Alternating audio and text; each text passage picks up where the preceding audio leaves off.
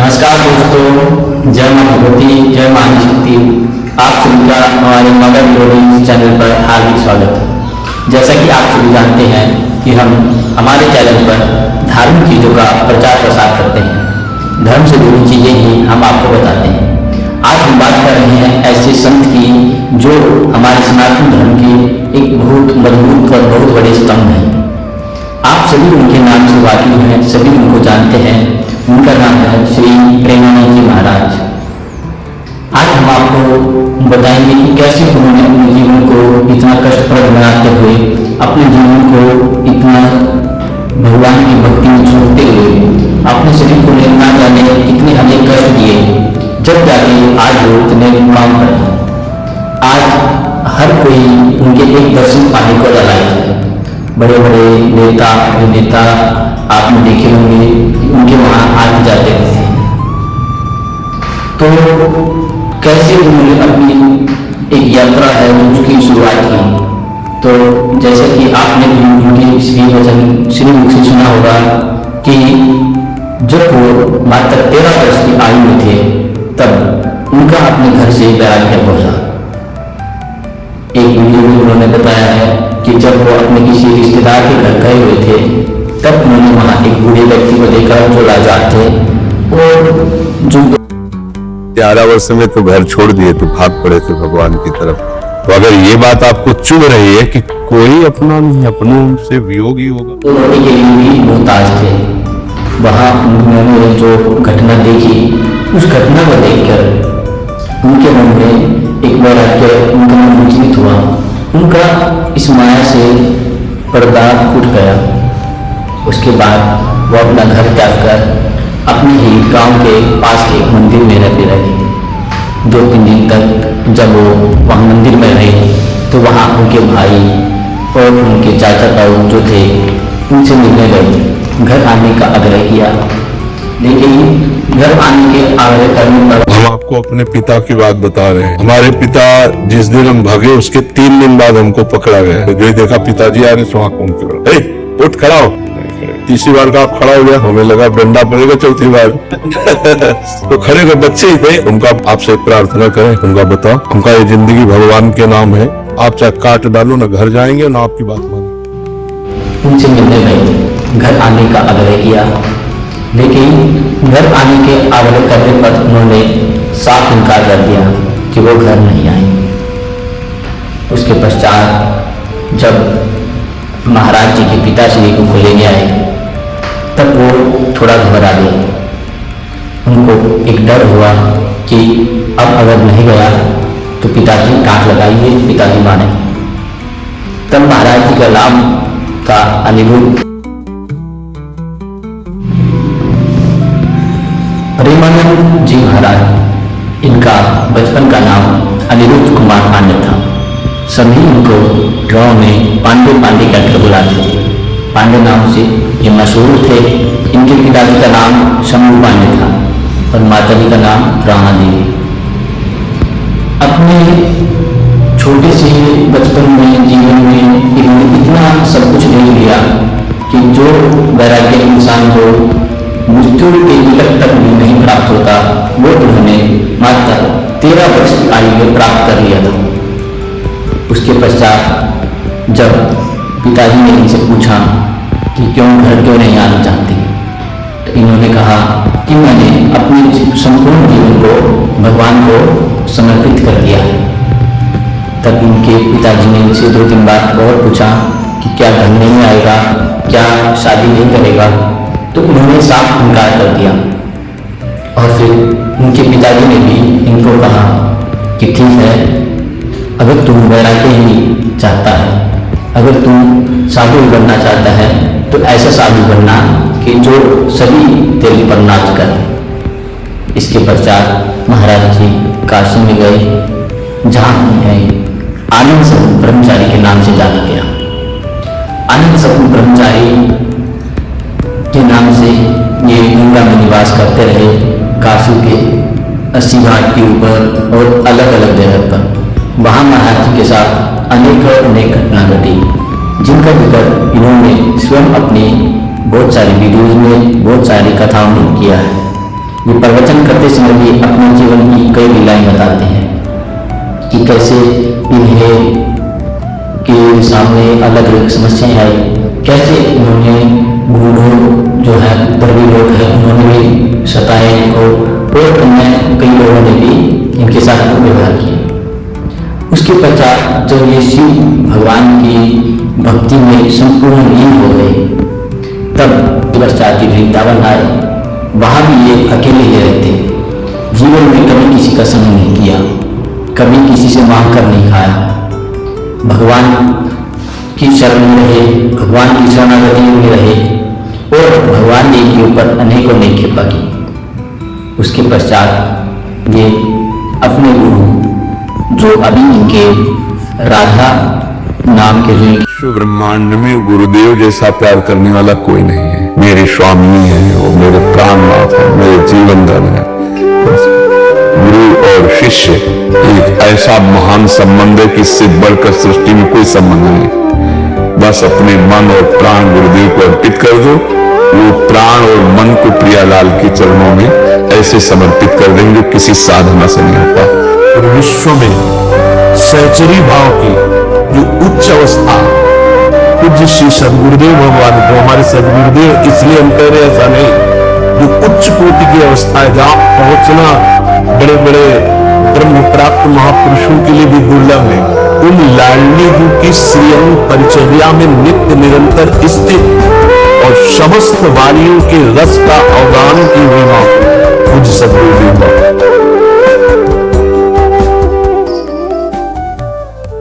इन्होंने राधा रानी का निज मंत्र का जाप शुरू किया, जो इन्होंने अपने सदगुरु भगवान गौरांगी शरण जी से लिया। इसके पश्चात इन्होंने नित्य नाम जप करते हुए, मंत्र जप करते हुए 2016-17 में इन्होंने श्री की राधा की कुंज की स्थापना की। वहाँ ये लोगों को निःशुल्क भोजन व्यवस्था कराते, उनको प्रसाद देते और उनको अपनी कथा से अमृत श्रवण कराते। ऐसे ही धीरे धीरे लोगों में महाराज जी की कीर्ति फैली, यश फैला। इसके पश्चात आप सभी के संग महाराज जी की वीडियोज आने लगी, हम सब इनको देखने लगे, ट्विटर पर ये छा गए। उसके पश्चात कुछ अपने ही धर्म विरोधी लोग जो अपने ही धर्म को गिराने पे लगे हुए हैं, उन्होंने इनके साथ बहसबाजियां करनी शुरू कर दी।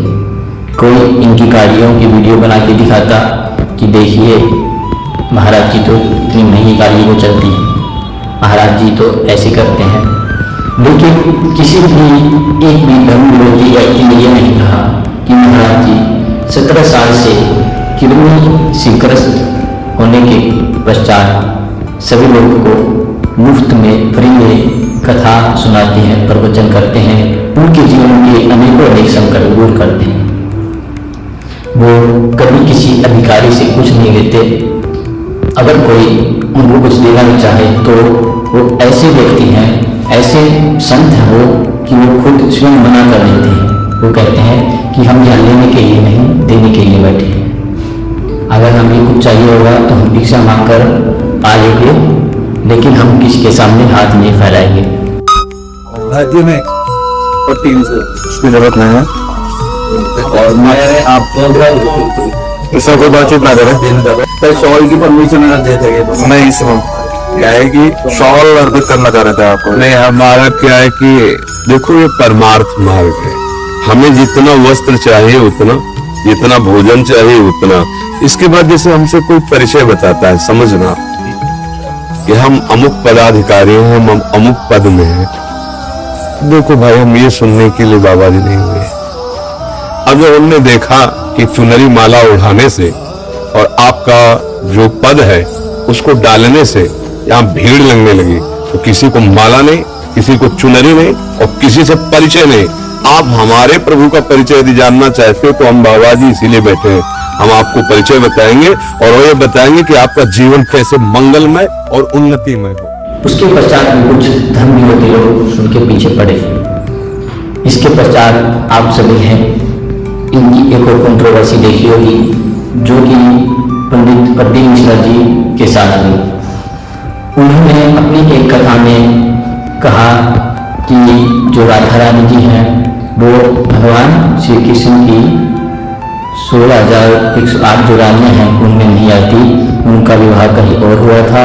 कहाँ की रहने वाली थी राधा? है बरसाना, पक्के में बरसाने की राधा नहीं थी, राधा जी थी रावल गांव की। बरसाने में तो राधा जी के पिताजी की कचेरी थी, इसमें राधा वर्ष में एक बार कचेरी पर जाती थी, इसलिए उसका नाम है बरसाना, वर्ष में एक बार आना। बोलने का अधिकार तब है जब तत्व का बोध हो जाए। बोलने का अधिकार है दैन्य होकर अपने इष्ट की यश गाथा गाओ, जिससे आस्तिकता बढ़े, नास्तिकता नहीं। कहते हैं कि बरसाने में नहीं, अभी सामना पड़ा नहीं संतों से, वही चार्म को घेर कर पैर पुजवाता रहा, इसलिए जानता है तो बहुत बड़ा भागवत बोलता है। और रही बरसाने की बात, श्री जी बरसाने में है कि नहीं, तो अभी कितने ग्रंथों का स्वाध्याय किया है। अरे तुझे शर्म आनी चाहिए, जिसका जस गा करके जीता है, जिसका जस खाकर खाता है, जिसके जस गा करके तेरे को नमस्कार और प्रणाम मिलता है, उसकी मर्यादा को तो नहीं जानता। अनेक उस व्यक्ति के साथ, और वो साल में एक बार बरसाना आती थी। ऐसी ऐसी उन्होंने कुछ टिप्पणियाँ की, जिसके प्रत्युत्तर में महाराज बहुत ही आह्लादित हुए। उन्होंने प्रत्युत्तर देते हुए कहा कि आप आइए हमारे सामने और हमसे शास्त्र प्राप्त कीजिए, हमसे बात कीजिए, हम आपको बताएंगे कि राधा रानी कौन है। और उनका वाक्य भी ठीक है, क्योंकि जो प्रतीक मिश्रा जी हैं वो भगवान शिव की कथा करते हैं, तो उन्होंने भगवान शिव को भी पढ़ा है, उनको ही जानना है, उनके ही मंत्रों को उन्होंने स्मरण किया है। और जो संत प्रेमानंद जी महाराज हैं उन्होंने भगवान शिव की भी आराधना की है, उसके पश्चात उन्होंने राधा रानी की भी आराधना की है, पूजा की है, उनका भी नित्य मंत्र जाप करते हैं। तो वो संत नहीं है, तो उनका दर्जा कहीं ना कहीं पंडित प्रदीप मिश्रा जी से पर अपने आप हो जाता है, क्योंकि वो संत हैं। इसके पश्चात अभी जैसे कुछ लोग हैं जो महाराज जी के ऊपर कई उनकी वीडियोज को काट कर छोटा करके दिखा देते हैं लोगों के सामने, जिससे कि उनकी छवि पर दाग लगाया जा रहा है। और आप सब देखिए कि इन चीज़ों को शेयर कौन करता है, जो कंट्रोवर्सी की चीज़ें होती हैं, जो महाराज जी में दाग लगाने वाली चीज़ें हैं, उनको हम जैसे हिंदू लोग ही एक दूसरे को बड़ा चढ़ा कर दिखाते हैं। हम ही दिखाते हैं कि देखिए वो गंदा, वो गलत है। हम इसलिए ही पीछे हैं क्योंकि हमारे यूथ सेकुलर लोग इन चीज़ों के पीछे पड़े हैं। तो मेरा आप सभी से निवेदन है कि आप इस वीडियो को ज़्यादा से ज़्यादा लोगों तक दिखाइए और लोगों को बताइए कैसे महाराज जी ने बचपन में ही अपने जीवन का त्याग करके, सभी सुखों का त्याग करके कैसे अपने जीवन को इस परम सर्वोच्च स्थान तक पहुँचाया है।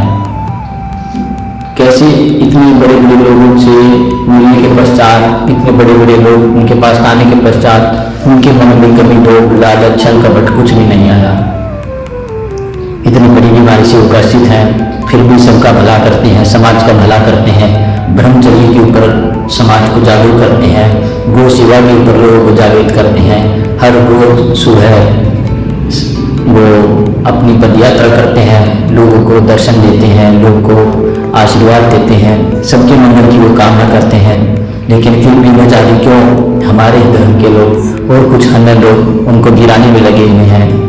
आप सभी उनके नाम का जयकार लगाइए, उनकी चीज़ों को सुनिए, उनके जो कथा है उनको सुन के अपने जीवन में उतारिए। इससे अवश्य ही आपके जीवन में एक सकारात्मक हो जाएगी और आपका जीवन में छाप होगा। आज के लिए इतना ही। जुड़े रहिए हमारे चैनल के साथ। इसमें हम धर्म की और धार्मिक चीज़ों भी चर्चा करते रहते हैं और आपके संग हम ऐसी चीज़ें लाते रहते हैं